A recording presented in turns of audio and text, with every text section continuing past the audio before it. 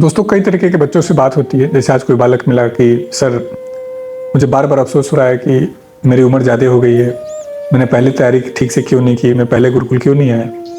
कई बार बच्चे मिलते हैं कि सर मैं तैयारी कर रहा हूँ, क्या मेरा सिलेक्शन हो जाएगा। तो इन दोनों बातों के लिए एक कहानी से मैं आपको समझाना चाहूँगा।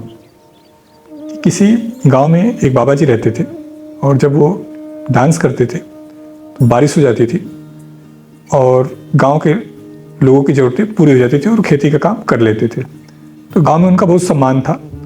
कुछ लोग, आपके एज के कुछ युवा उस गांव में आए, उन्होंने कहा कि ऐसा नहीं हो सकता, नाचने से कहीं बारिश थोड़ी ना होती है, बाबा जी झूठ बोल रहे हैं, हम भी नाचेंगे तो बारिश हो जाएगी। तो गांव के लोगों को बहुत बुरा लगा। उन्होंने कहा कि ठीक है, एक कंपटीशन करवा लेते हैं। तो अब पूरा गाँव इकट्ठा हो गया। एक युवा नाचना शुरू किया, 1 घंटा 2 घंटा 3 घंटा थक गया, दूसरा 3 घंटा 4 घंटा 5, वो भी थक गया। इस तरह करके 5-5 6-6 घंटे वो चारों युवा नाचे, लेकिन कोई बारिश नहीं हुआ। अब बाबा की बारी है। बाबा ने नाचना शुरू किया। 3 घंटे 4 घंटे 5 घंटे 6 घंटे 7 घंटे बादल गरजने लगे। 8 घंटे 9 घंटे और 10वें 11वें घंटे में बारिश हो गई। अब उन युवाओं ने बहुत आश्चर्य से पूछा कि बाबा जी, हम नाचे तो हम बारिश नहीं हुई और आप नाचे तो बारिश हो गई, ऐसा क्या खास है। बाबा जी ने बड़ी कमाल की बात कही जो आपको समझना होगा। बाबा जी ने कहा कि जब मैं नाचता हूँ तो 2 बातें सोचता हूँ। पहला, मैं नाचूंगा तो बारिश होगी ही होगी, यानी मैं पढ़ूंगा तो पास होऊंगा ही होऊंगा, पहले तो ये आपको सोचना होगा।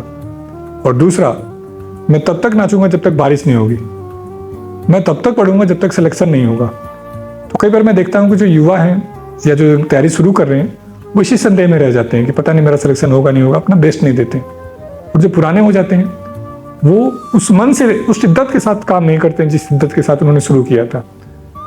जो लोग भी तैयारी कर रहे हैं, आप समझें, पढ़ेंगे तो सिलेक्शन होगा ही होगा और तब तक पढ़ना होगा जब तक सिलेक्शन नहीं होगा। तो उम्मीद करते हैं कि इस कहानी से आपके कई प्रश्नों का समाधान हो गया होगा। आगे ऐसी ही कहानियों के थ्रू मैं आपको मोटिवेट करने का प्रयास करूंगा। Thank you. जय हिंद।